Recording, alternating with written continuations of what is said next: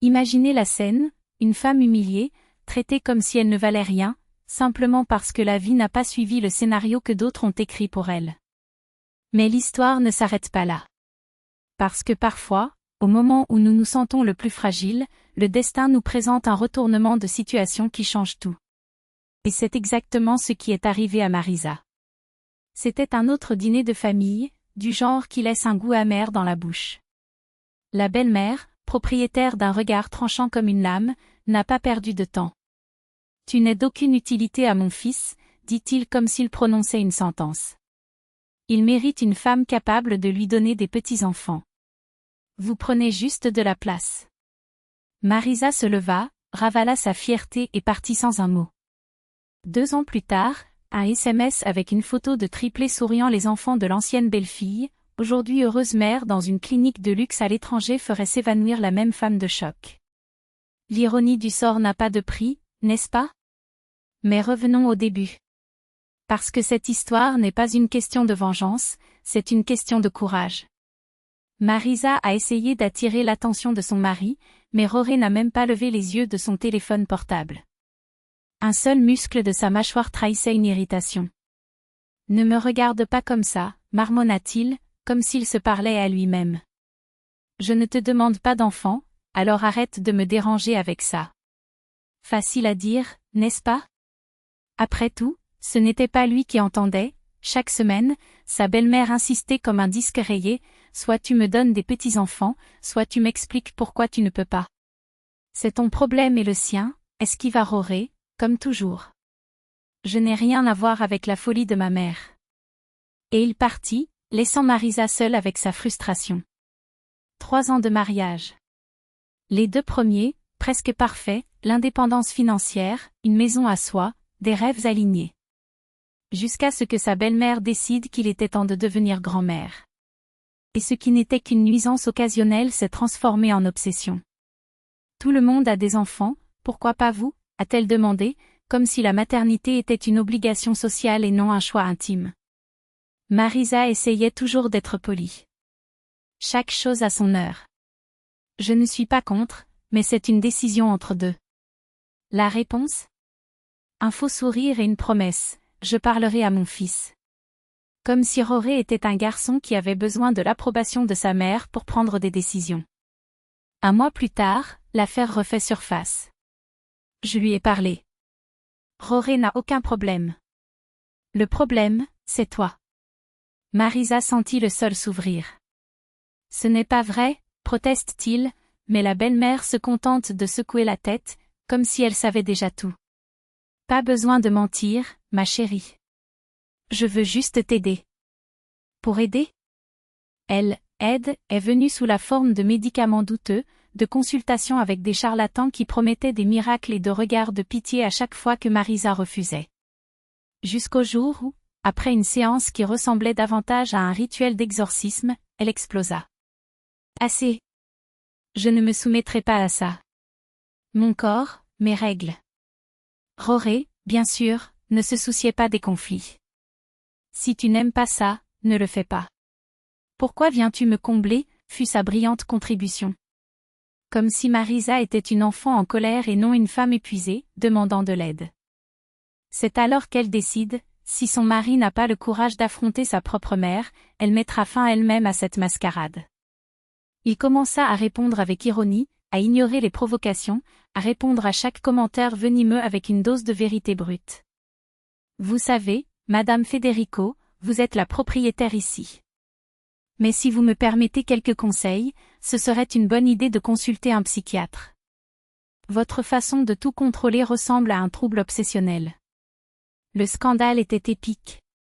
La belle-mère accourut en pleurant vers son fils qui, comme toujours, s'est lavé les mains.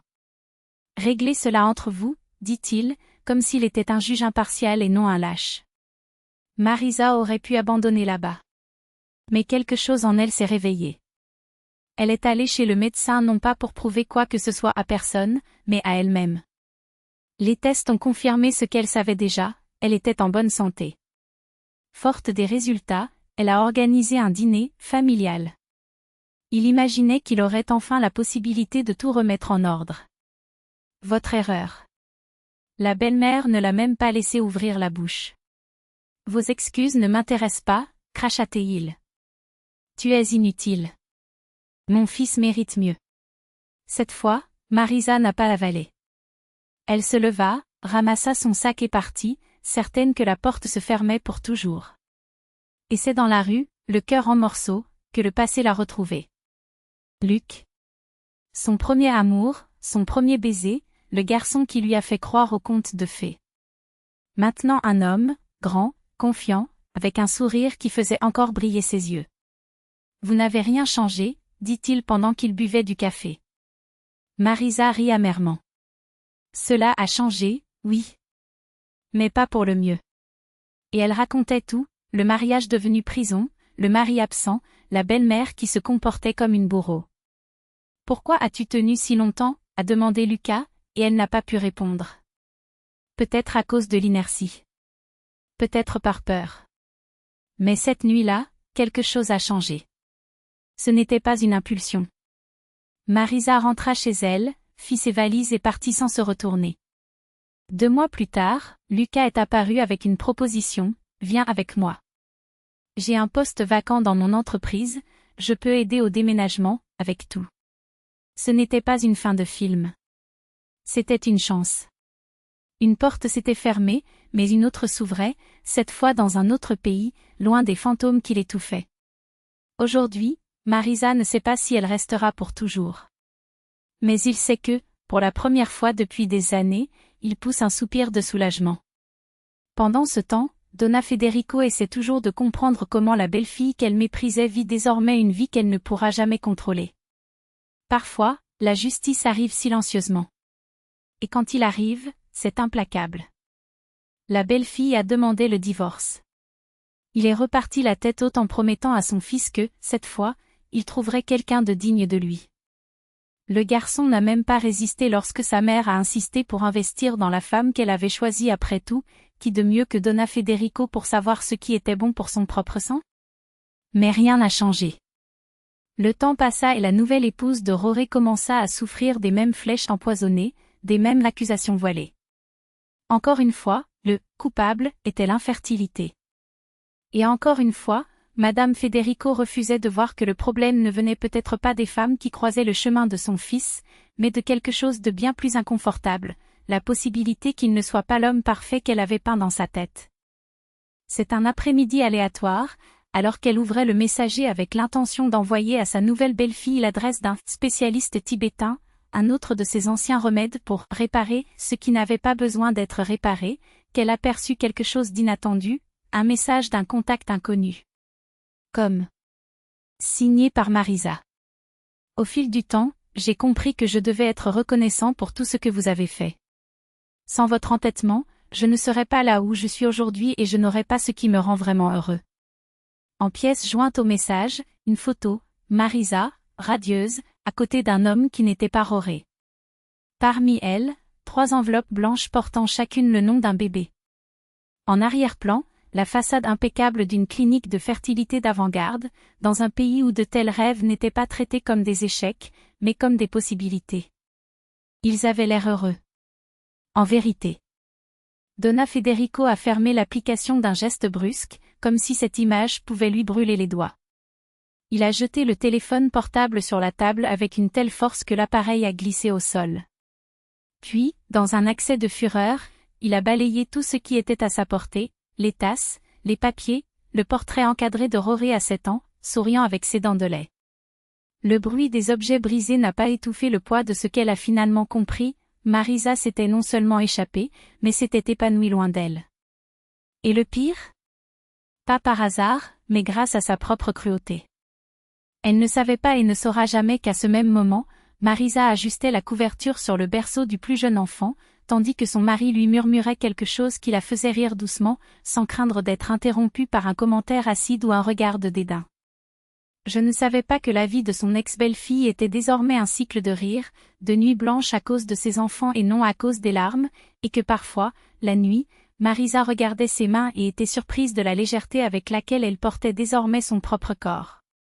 La nouvelle de l'évanouissement de Donna Federico arriva comme un écho lointain. Le corps ne pouvait pas supporter autant de bile avalée, autant de colère emmagasinée.